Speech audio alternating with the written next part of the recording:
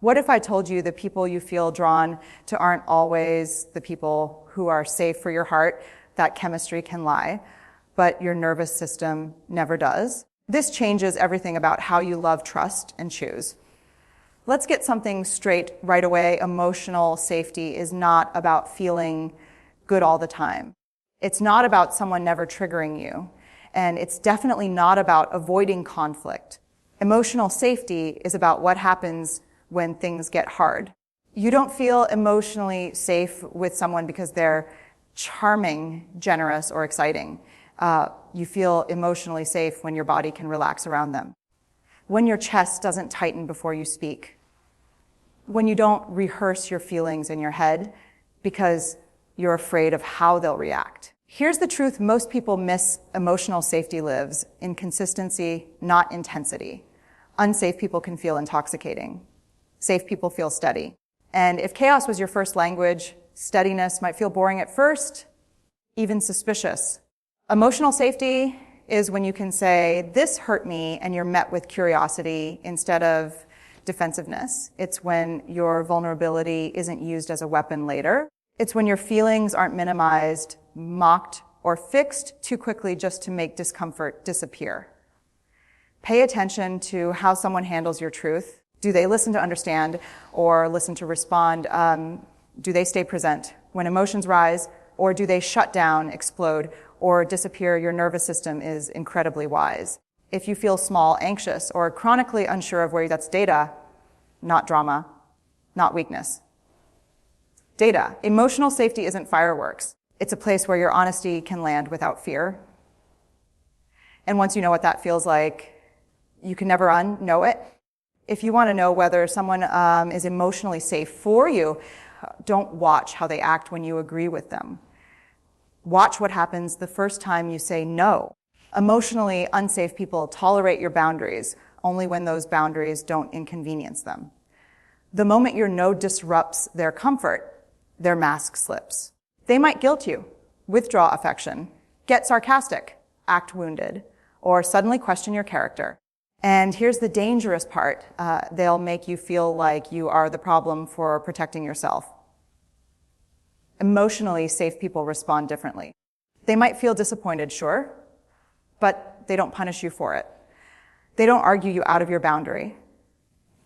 They don't make your no a personal rejection. They stay grounded, they stay respectful, they stay. Pay close attention to this. Do you feel the urge to explain when you set limits with them? Do you feel anxious after asserting yourself? Replaying the conversation in your head, that's not because you're too sensitive. That's your intuition picking up on emotional instability. A safe person doesn't need you to shrink so they can feel secure. They don't require access to all of you to feel validated. They understand that boundaries are not walls. They're bridges to sustainable connection. Here's a hard truth. If someone only loves the version of you that says yes, they don't love you. They love control. Emotional safety means you're allowed to choose yourself without fear of retaliation. Your no is a truth teller. It reveals who respects you and who only tolerates you when you're convenient. Emotionally safe people are not flawless. They don't always get it right. They will misunderstand you. They will mess up. But here's the difference that changes everything. They take responsibility without being forced. An emotionally unsafe person hears feedback as an attack. The moment you say, that hurt me, they rush to defend their intentions instead of acknowledging your pain. They argue facts instead of tending to feelings. They turn your wound into a courtroom and demand evidence. But emotional safety sounds like this. I didn't mean to hurt you, and I can see that I did. Tell me more. No excuses. No gaslighting. No emotional gymnastics to avoid discomfort. Watch how someone responds when they're wrong. Do they get curious? Or do they get cruel? Do they soften? Or do they shift blame? Do they try to repair? Or do they shut down and wait for you? To get over it, accountability is deeply vulnerable. It requires someone to sit with shame without projecting it onto you. Unsafe people can't tolerate that feeling, so they hand it back to you wrapped in defensiveness, silence, or anger. Here's something most of us were never taught. You don't need someone who never hurts you. You need someone who knows how to repair when they do. Emotional safety lives in repair, in follow-up conversations, in changed behavior, not beautiful apologies, in the quiet consistency of someone who learns from their mistakes instead of repeating them and calling it who they are. If someone keeps saying sorry, but nothing ever changes, that's not accountability. That's manipulation wearing empathy's clothes. Safe people don't just say, I'm sorry. They say, I'm listening. And then they prove it. This is one of the clearest signs of emotional unsafety. And most people miss it because they've learned to normalize it. Ask yourself this, are you afraid to bring things up? Not because you're unclear, but because you already know how they'll react. You're not scared of conflict. You're scared of fallout. Emotionally unsafe people create an environment where honesty feels dangerous, not because they say don't talk, but because every difficult conversation comes with a cost. Tears, rage, silent treatment, withdrawal, or a long emotional hangover where you're left repairing damage you didn't cause. So you start editing yourself, softening your words, swallowing your needs. You tell yourself it's not worth it.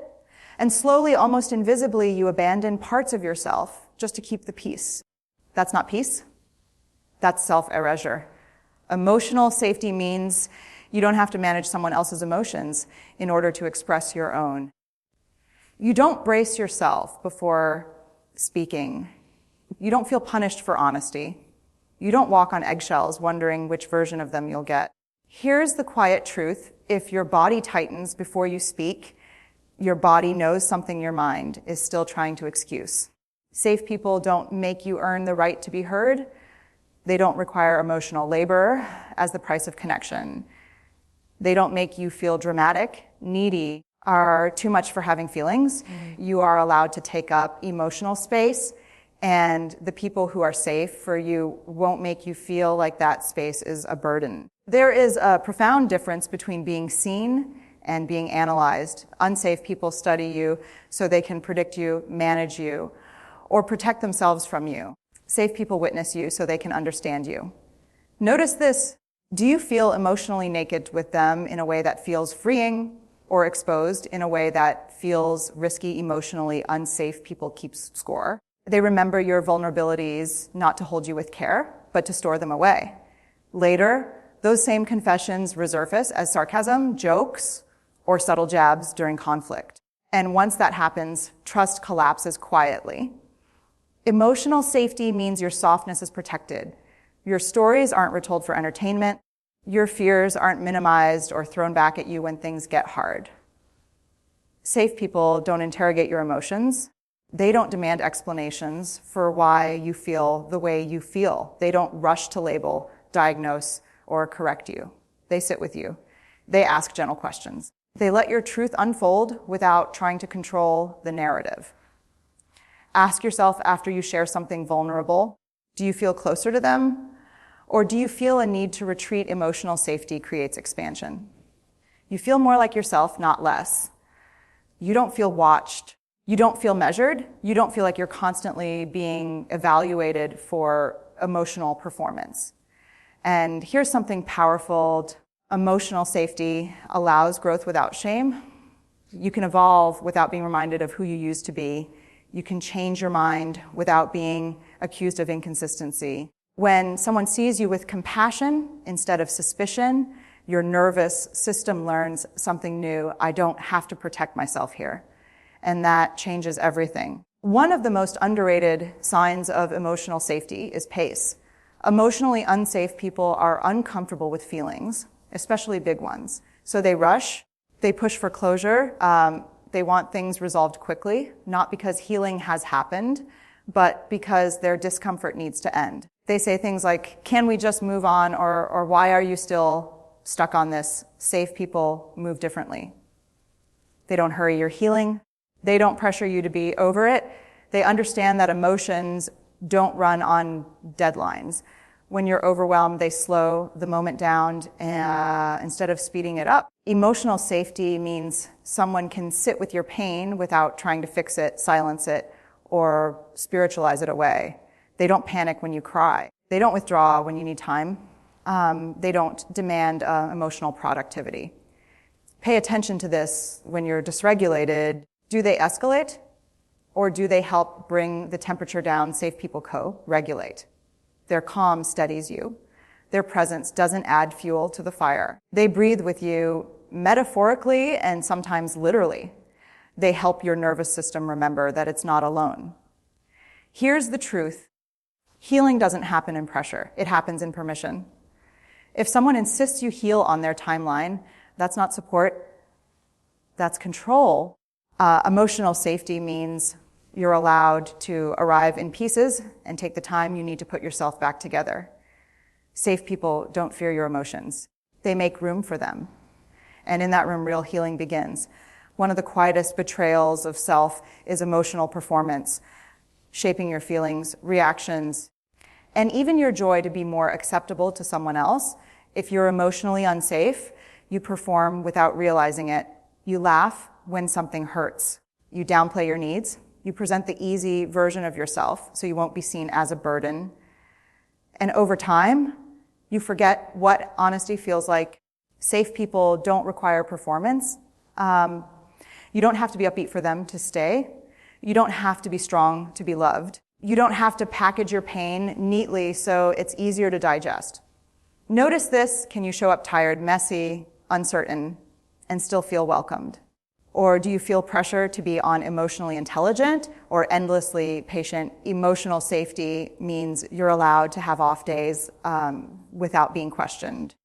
You're allowed to change your mind. You're allowed to say, I don't know how I feel yet, without being rushed into clarity.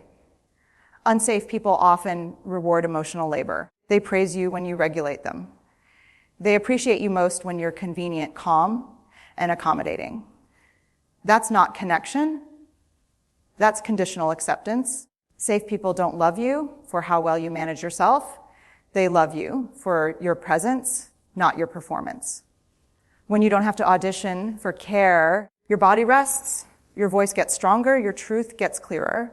Emotional safety is the freedom to be real, not impressive. And once you experience that, you realize how exhausting pretending has always been.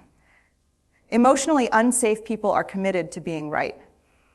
Safe people are committed to understanding. When conflict shows up, and it always does, unsafe people cling to their story. They decide who you are, what you meant, and why you did it. They stop listening and start building a case. And once you're misunderstood, everything you say feels like it disappears into a wall. Emotional safety sounds different. Safe people ask questions before drawing conclusions. They leave room for nuance. They don't assume intent where there's only impact. They understand that two truths can exist at the same time, theirs and yours, without one canceling the other out. Notice this. Do they get defensive when you offer a different perspective, or do they lean in with curiosity? Curiosity is a form of respect. It says your inner world matters to me. Certainty shuts doors. Curiosity opens them. Unsafe people often confuse confidence with certainty. They mistake control for clarity. But emotional safety requires humility, the willingness to say, I might be wrong. Safe people don't rush to label you. They don't weaponize psychology language to invalidate your feelings. They don't reduce complex emotions into simple explanations just so they can feel in control. Instead, they explore with you. They stay flexible. They let conversations evolve instead of trying to win them. And here's the powerful part. When someone stays curious about you, you stay curious about yourself. Growth becomes collaborative instead of combative. Emotional safety lives where questions are welcome and answers are allowed to change. Before your mind understands emotional safety, your body already knows. Your body is the first storyteller. It registers safety long before your brain builds a narrative. So if you're constantly tired around someone, anxious after interactions, or replaying conversations late at night, that's not overthinking. That's your nervous system sounding an alarm. Unsafe connections keep you hypervigilant. You're always scanning for mood shifts, reading between the lines, preparing for impact. Even moments of closeness feel fragile, like they could be taken away at any second. Safe people create a different experience. Your shoulders drop around them. Your breath deepens. Silence doesn't feel awkward. It feels restful. You don't feel the need to explain yourself endlessly or justify your emotions. You feel grounded even when things aren't perfect. This doesn't mean there's never tension. It means tension doesn't turn into threat. Here's something crucial. Emotional safety is not about convincing yourself someone is good for you. It's about noticing how you feel when you're with them and after you leave. If connection leaves you depleted, confused, or doubting your reality, that's information. If it leaves you clearer, steadier, and more connected to yourself, that's information too. We often ignore our bodies because we were taught to trust logic over intuition. But your body has been keeping score the whole time. Emotional safety feels like coming home, not like bracing for impact. And once you learn to trust that feeling, you stop negotiating with discomfort and start honoring what your body has been asking for all along. By now, you see the pattern. Emotional safety isn't a luxury. It's not optional. It's survival for your heart, mind, and soul. Safe people aren't perfect. They stumble, they fumble, and they sometimes hurt you unintentionally. But the difference is clear. They choose repair over defensiveness, curiosity over judgment, presence over avoidance. They create a container where your truth can live without fear of annihilation. Here's the bottom line. You get to choose who deserves access to your inner world. You get to stop excusing chaos, drama, and manipulation as love or passion. You get to stop pretending anxiety, doubt, and constant vigilance are normal in relationships. Your nervous system already knows the difference between danger and safety. Trust it. Honor it. Protect it. Because no amount of charm, excitement, or nostalgia is worth sacrificing the peace of being seen, heard, and respected.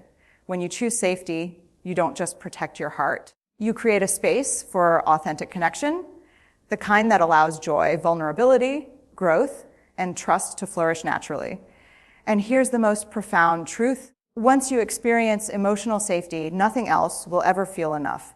Your heart doesn't need fireworks. It needs steadiness. It doesn't need perfection. It needs repair. It doesn't need drama. It needs safety. So start choosing wisely. Your emotional health, your love, and your life depend on it. The people you allow in your inner circle should make your soul breathe, not hold its breath.